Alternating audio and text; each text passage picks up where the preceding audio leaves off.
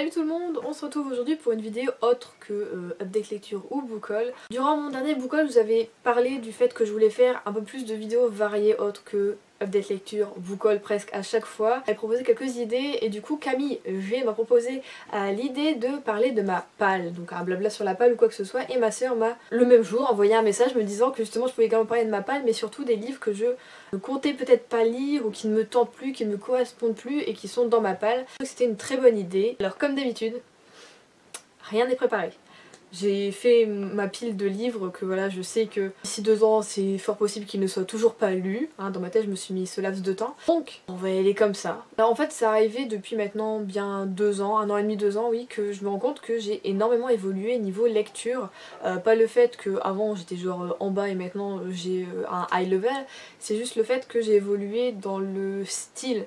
C'est-à-dire que j'ai grandi, j'ai bientôt 25 ans dans 4 mois. Du coup bah forcément mes envies de lectrice ont changé, c'est-à-dire le but de mes lectures, ce que je recherche dans mes lectures, enfin tout ça a plutôt changé. Et du coup, forcément, dans ma palle, il y a une petite pile de livres qui ne bouge plus. Et je dois même vous dire que sur un des bouquins, quand je l'ai pris, j'ai juste fait ça et il y avait je sais pas combien de trucs de poussière, c'est à dire que le bouquin n'avait pas bougé mais c'est sûr depuis 1 an. Donc voilà, ça prouve bien à quel point je voulais pas le lire. Donc je vais essayer de faire un peu par catégorie, vous montrer ce qui maintenant ne me correspond plus dans ma palle. Il y a des catégories que voilà, déjà avant j'y allais vraiment à tâtons donc j'en ai pas énormément. Donc je parle surtout du new adult, c'est à dire que là j'ai par exemple le tome 2 de Mark and Men de Jay Crownover et j'ai The Hair and Breath.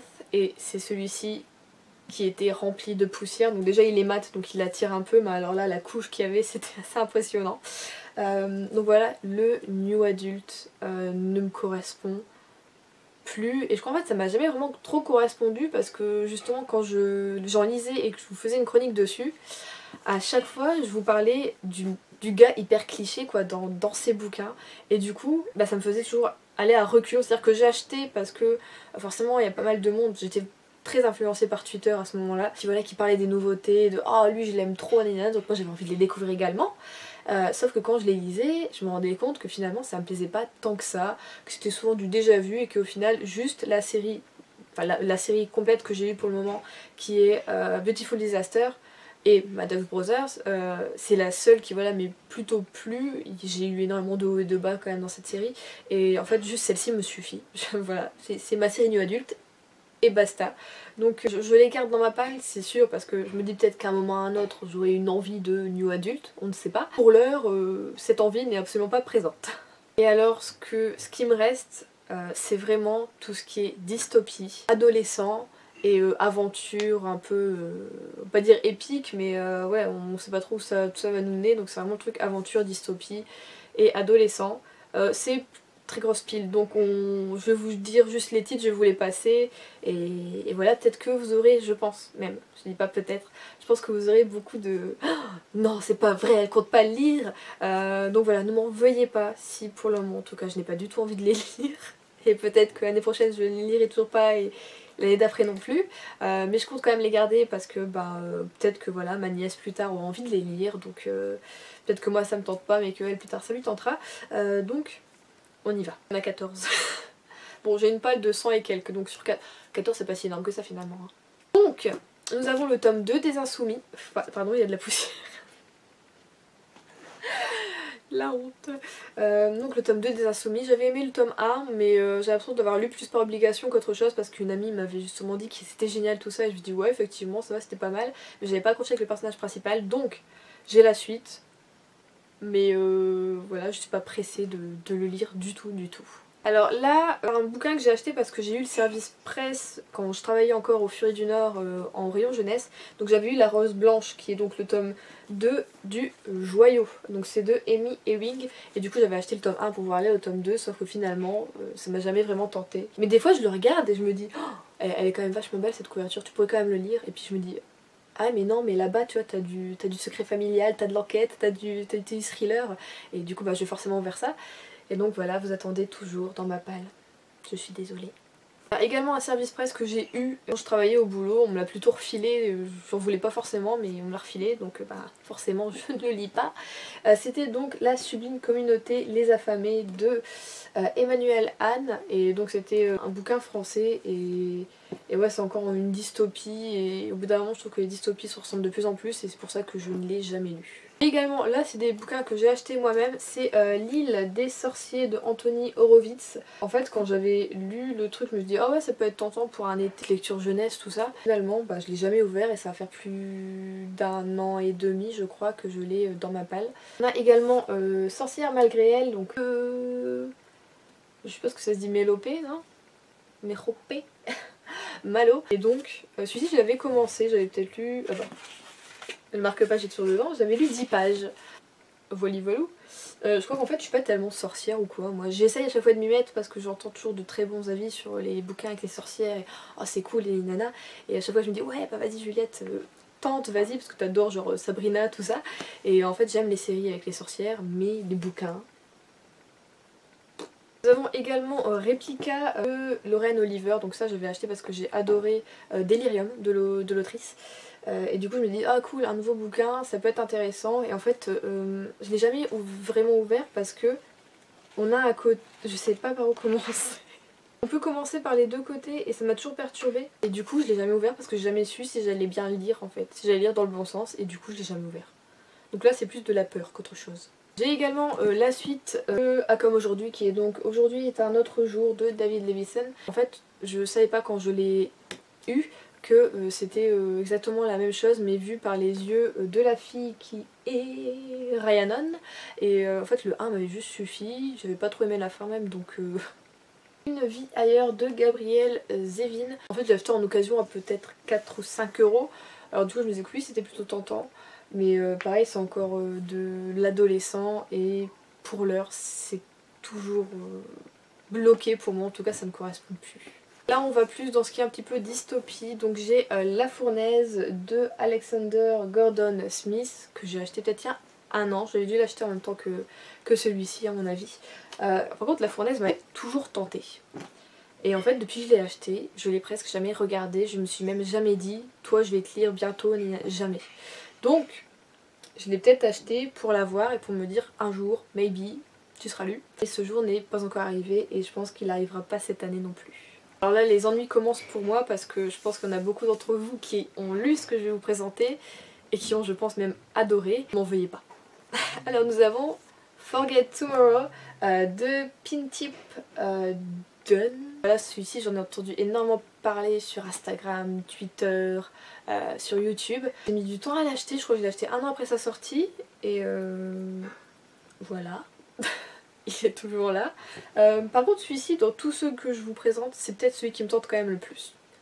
Je me dis que celui-ci peut-être si à la fin de l'année j'ai une envie de dystopie, d'aventure, il pourrait être vraiment pas mal. Alors celui-ci c'est sûr il y en a plein qui vont m'en vouloir. Là c'est gros comme une patate. Bon bah c'est Le Gang des prodiges de Marissa Meyer. Voilà. On va dire que ce serait peut-être le deuxième qui me tente le plus après Forget Tomorrow. J'ai pas le temps de lire des gros bouquins énormes si je veux vous faire des vidéos toutes les semaines en ce moment. Et peut-être que ça correspond plus, voilà c'est encore une dystopie, ça correspond peut-être plus vraiment à ce que j'ai envie de lire. Alors celui-ci, c'est moi qui m'en veux personnellement de pas avoir envie de le lire, réellement, parce que ça clôture une saga que j'ai adorée. C'est Avant le labyrinthe, La Braise de James Dashner. Voilà, j'ai adoré le labyrinthe, la trilogie de base. Vraiment, c'était genre le coup de cœur quand je l'ai lu, pour les personnages, pour l'action, pour l'écriture, pour plein de choses. Les films étaient ma foi plutôt bons, vraiment pas mal, même si bon bah vers la fin ça suivait plus trop le speech. Ce qui s'est passé c'est que le premier tome de Avant le labyrinthe m'a laissé un peu pantoise, je me suis dit oui, mais encore. Et du coup j'ai quand même acheté celui-ci parce que je veux clôturer cette saga. Sauf que je l'ai acheté 6 ou 7 mois peut-être. Comme en fait dans le préquel du coup le premier tome de Avant le labyrinthe on n'a pas retrouvé nos personnages, c'est-à-dire ceux qu'on avait suivis pendant les 3 tomes, bah du coup ça m'avait déçu et donc j'ai peur d'être déçue par la suite également, mais quand on lit un peu derrière il y a une possibilité de retrouver on va dire nos personnages, donc peut-être que ouais si je trouve un challenge pour vider sa palle ou quelque chose comme ça. C'est quand même dommage d'avoir lu tous les bouquins sauf le dernier, on est d'accord. Donc le dernier, celui-ci c'est un service presse. Non c'est pas vraiment un service presse, c'est quand j'avais gagné en fait avec Casterman, j'avais gagné un petit concours tout ça. Et en fait quand je l'ai reçu j'étais genre hyper contente, je me disais oh ouais putain un coup celui-là il est vraiment bien. Il est toujours là. C'est le dernier magicien de Lisa Maxwell et c'est hyper lourd, c'est énorme.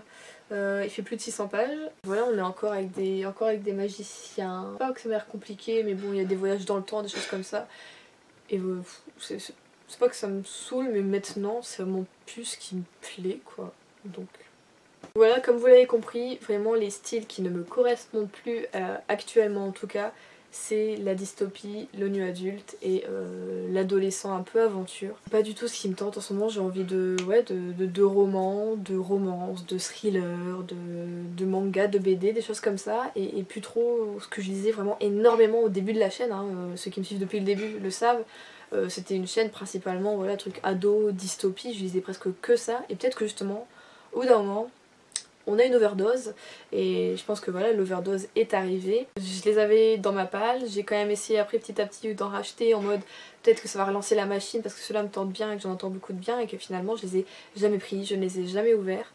Et c'est triste en fait de voir ces bouquins là qui on va dire j'ai espoir de pouvoir renouer mais peut-être que j'irai, en fait je retournerai jamais vers eux. Voilà tout ça pour dire que je suis pas toujours bloquée dans un certain style, dans un certain genre de bouquin. Je sais qu'il y a 2 ans quand je lisais encore de l'ado et de la dystopie, j'étais là, mais pas les gens qui n'en lisent pas et qui n'en lisent plus, qui ont laissé ça de côté, je comprenais pas tout simplement. Et maintenant je les comprends tout à fait puisque je fais partie de ces gens. Et en fait c'est une évolution tout à fait normale, enfin je veux dire on passe du collège au lycée, du lycée à la fac, de la fac au travail, ou du lycée au travail directement également. Et pendant ce temps-là, bah, c'est pareil, quoi. On se fait des amis, on se fait de nouveaux amis, on perd d'anciens amis, et c'est la même chose en fait. Nos livres sont nos amis, n'est-ce pas? Et voilà, il y a des amis qu'on délaisse petit à petit au fil des ans, qu'on va moins voir, voire plus du tout voir, et voilà. Les nouveaux prennent la place. C'est ma métaphore de cette vidéo. Une vidéo très brouillon, mais voilà, je voulais montrer un petit peu quand même des titres qui vraiment ne me tentent plus, ne me donnent pas envie d'aller vers eux, parce que j'ai encore quelques dystopies ou young adult dans ma palle, comme La Faucheuse, comme Carry On, enfin voilà, des choses comme ça. Et ouais, je crois que finalement une page se tourne pour moi, et pour et sur la chaîne également, hein, du coup, parce que je pense que vous en verrez beaucoup moins au fil du temps. Je sais pas du coup si ça vous correspond toujours en tant que lecteur, est-ce que vous avez évolué avec moi au niveau du style de la lecture, ou est-ce que vous êtes toujours resté là-dessus? Enfin après c'est pas au niveau de l'âge ou quoi que ce soit que ça se joue, hein, parce que je pourrais toujours lire à mon âge de la dystopie ou du young adulte ou de l'ado, ça me dérangerait pas, c'est juste que voilà, j'ai plus envie de ça tout simplement. Peut-être que je sais pas moi, dans 5 ans je reviendrai dessus et je me dirais ouais la jeunesse c'est quand même vachement cool, même si je le pense toujours, hein, mais peut-être que là voilà, j'aurais vraiment envie d'en relire. Mais actuellement c'est pas le cas, je suis sur des romans un peu historiques, un peu feel good, du thriller, du policier, et ça me correspond beaucoup plus et ça me va très bien. Je vois que je les lis beaucoup mieux, je suis vraiment dedans, j'y vais pas reculons en fait. Dites-moi si vous aussi vous avez ressenti cette évolution, ce changement en vous, qui peut-être vous lisiez contrairement à moi, plus de romans et finalement vous êtes parti sur des romans un peu plus fantastiques, tout ça. Et voilà, dites-moi si vous avez déjà vécu ça ou si vous êtes en train de le vivre ou si vous sentez que plus tard il y aura également un déclic en vous disant que ce que je lis actuellement ça me correspondra plus ou j'aimerais plus trop, ou alors il y a une overdose et il faudrait que j'aille vers autre chose et peut-être que cette autre chose vous correspondra également et que voilà ce sera une nouvelle aventure et que ce sera super cool. Donc voilà, ma bibliothèque je pense évolue énormément quand je la vois. Je vois qu'en ce moment ce que je remplis le plus c'est pas les étagères, voilà, tout ce qui est. Cette bibliothèque qui est ici c'est vraiment tout ce qui est dystopie, fantastique et jeunesse. Et je vois que c'est vraiment pas celle que je remplis du tout en ce moment, celle qui est derrière et qui est plus policier, roman et poche et tout ça. Et ça me déplaît absolument pas. Donc voilà. J'espère quand même que vous avez passé un bon moment du coup en ma compagnie sur cette vidéo qui je pense sera longue. Je suis désolée du coup de cette longueur et que peut-être ça mène pas grand chose pour vous. Mais moi ça m'a fait plaisir en tout cas de la faire. Est-ce que du coup ça vous tente? Je ferai peut-être un sondage du coup sur mon mur YouTube. Je fasse du coup la prochaine fois une vidéo sur ma palle et ceux qui me donnent le plus envie dans ma palle. Et voilà, ça peut être aussi sympa voilà, de parler du côté palle parce que c'est ce qui m'attend et c'est ce qui vous attend prochainement du coup en update lecture forcément. Voilà, donc je vous fais un gros bisou et je vous souhaite de très bonnes lectures.